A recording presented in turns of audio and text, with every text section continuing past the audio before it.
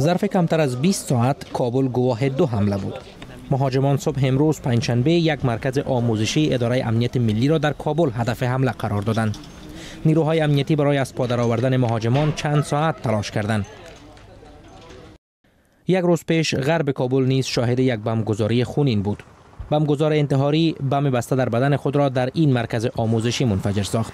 50 تن کشته و 70 تن دیگر زخمی شدند. یک ساعت قبلش ما دمی صنف که شما الان فقط آواره های از رو میبینین داشتم تدریس میکردم که از این تایم خلاص شدم، شاگردا را رخصت کردیم و تایم بعدی نوبت استاد دیگه بود که به دست شاگردایش آمده بود، مثل که استاد نیامده بود هنوز که متاسفانه انتحاری داخل شده و متاسفانه این وقایع را به وجود آورده.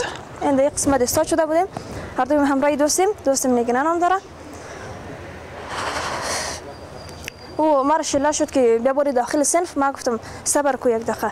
او خودش پیش رفت، باز ما که نرفتم او پس دوباره طرف از ما قصد داشت که باید انفجار رخ داد. ما که در اینجا بودم، ما دیگه فرار کردم، فکر کردم او همراه ما فرار کرد. باز پس ما سال کردم که او همراهیم نه، باز ما دم سال کردم اینجا دم در افتاده، از پایش د صنف بود، از بالاتر اندمیج افتاده بود.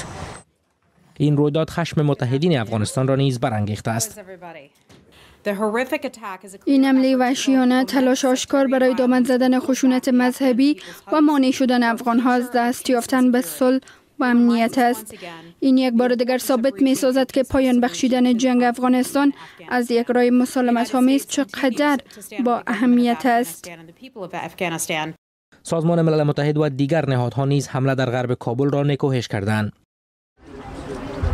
گروه دولت اسلامی یا داعش امروز مسئولیت این حمله را به دوش گرفت.